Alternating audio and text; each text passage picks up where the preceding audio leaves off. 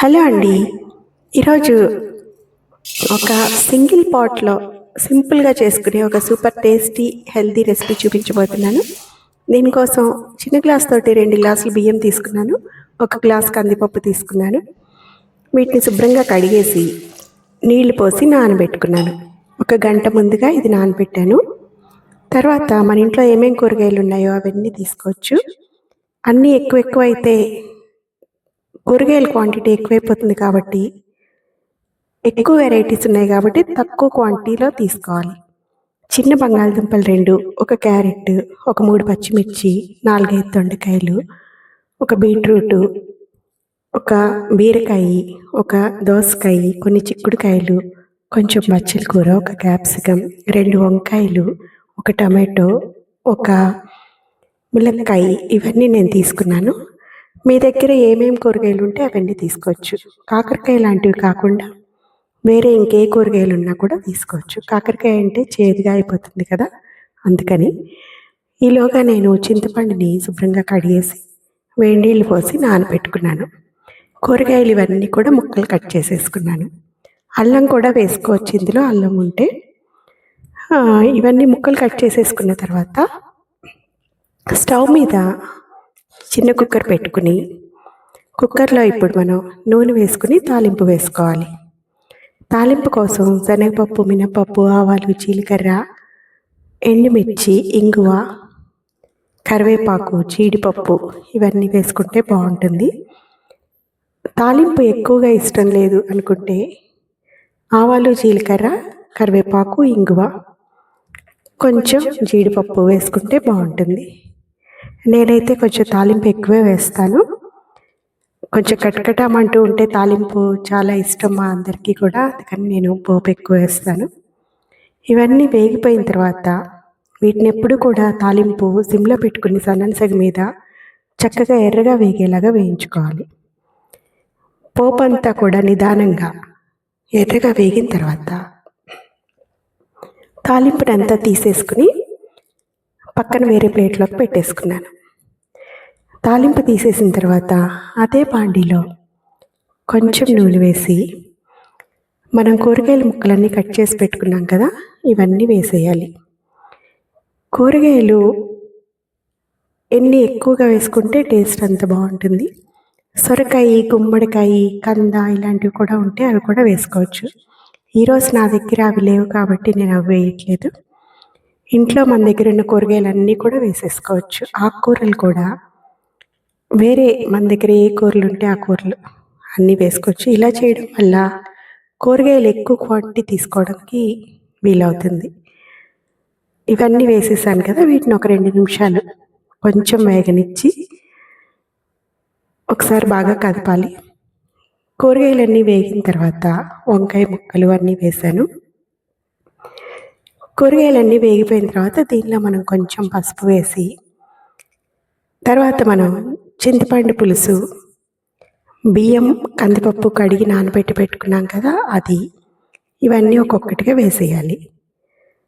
బియ్యం, కందిపప్పు వేసి ఒక 2 నిమిషాలు కదిపి చింతపండు పులుసు కూడా వేసేసిన తర్వాత రుచికి సరిపడగా ఉప్పు, అలాగే నీళ్ళు 1కి 3 పోసుకోవాలి. మనం బియ్యం మొత్తం కలిపి 2 చిన్న గ్లాసులు బియ్యం, 1 గ్లాసు కందిపప్పు వేసాం కదా, దానికి 1:3. చిన్న గ్లాస్తో మొత్తం 3 గ్లాసులు వేసాం కాబట్టి 9 గ్లాసులు నీళ్ళు పోయాలి. ఈ 3 చిన్న గ్లాసులు కలిపితే 1 పెద్ద గ్లాస్ అవుతుంది నాకు, అందుకని నేను మొత్తం మీద 3 పెద్ద గ్లాసులతోటి నీళ్లు పోసాను. ఇంకా కొంచెం పల్చగా కావాలి అనుకుంటే, లూజ్గా కావాలి అనుకుంటే ఇంకా కూడా నీళ్ళు పోసుకోవచ్చు. ఇది మరీ ఎక్కువ లూజ్గా ఉండదు, అలా అని మరీ గట్టిగా కూడా ఉండదు, కొంచెం మోడరేట్గా ఉంటుందన్నమాట. నీళ్ళు కూడా పోసేసుకున్న తర్వాత నీళ్ళని కొంచెం మరిగే నీళ్ళు పోసుకుంటే తొందరగా అయిపోతుంది, లేదు నార్మల్ నీళ్ళు కూడా పోసుకోవచ్చు. జనరల్గా పక్కన మనం వేడి నీళ్ళు పెట్టుకుని మరిగే నీళ్ళు పోసుకుంటే తొందరగా అయిపోతుంది రెసిపీ, అలాగే టేస్ట్ కూడా చాలా చాలా బాగుంటుంది. తర్వాత మనం ఏం చేయాలంటే దీనిలో కొంచెం సాంబార్ పొడి వేయాలి. సాంబార్ పొడి నేను ఇంట్లోనే చేస్తాను. దీనికోసం ధనియాలు, శనగపప్పు, కొద్దిగా మినప్పప్పు, కొంచెం కందిపప్పు, మిరియాలు, ఎండుమిర్చి, జీలకర్ర ఇవన్నీ కూడా నేను వేయించేసి సిమ్లో పెట్టి వేయించిన తర్వాత దాన్ని మిక్సీ వేసి పెట్టుకుంటాను. ఈ సాంబార్ పొడిని కూడా కొంచెం వేయడం వల్ల చాలా బాగుంటుంది ఫ్లేవర్. ధనియాలు, మిరియాలు ఇవన్నీ ఫ్లేవర్స్ చాలా బాగుంటాయి. మెయిన్ ఈ కదంబంకి సాంబార్ పొడి వేయడం వల్ల మంచి టేస్ట్ వస్తుంది. రుచికి సరిపడగా ఉప్పు వేసి సాంబార్ పొడి వేసి కుక్కర్కి ప్రెషర్ పెట్టి విజిల్ పెట్టేయాలి. ఒక 3-4 విజిల్స్ వచ్చిన తర్వాత మనం స్టవ్ ఆఫ్ చేసి ప్రెషర్ పోయిన తర్వాత దాన్ని మళ్ళీ ఒక్కసారి ఉప్పుసారి చూసుకుని సర్వింగ్ ప్లేట్లోకి మనం కొత్తిమీర అలాగే పైన కొంచెం నెయ్యి వేసుకుని పోపు ముందుగానే తీసి పెట్టుకున్నాం కదా, ఆ పోపు కూడా వేసేసి చక్కగా హ్యాపీగా ఎంజాయ్ చేయొచ్చు. దీన్ని కదంబం అంటాము. కొంచెం బిస్బిల్లాబాద్ కూడా ఇలాగే ఉంటుంది, కానీ బిస్బిల్లాబాద్కి వేసే పౌడర్ కొంచెం వేరుగా ఉంటుంది. దానిలో కొంచెం లవంగాలు, దాల్చిన చెక్క ఇంకా వేరేవి కూడా వేస్తారు. దీనిలో మనం అవి వేయట్లేదు, సాంబార్ పొడి మాత్రమే వేస్తున్నాము. ఈ కదంబం ప్రసాదాన్ని మనం నైవేద్యంగా కూడా పెట్టచ్చు. నవరాత్రుల్లో కూడా అమ్మవారికి ఒకరోజు మనం కదంబం పెడుతూ ఉంటాము. అలాగే ఉత్తప్పుడు కూడా మనం కదంబం చేసుకోవచ్చు, టిఫిన్గా కానీ లంచ్గా కానీ లేదంటే డిన్నర్కి కూడా చేసుకోవచ్చు. చాలా టేస్టీగా ఉంటుంది, చాలా సింపుల్. పైగా ఈ చలికాలంలో మనం దోశలు అలాంటివి వేసుకున్న ఒక దోశ వేసి తెచ్చేలోపు తినేలోపే అది చల్లగా అయిపోతూ ఉంటుంది.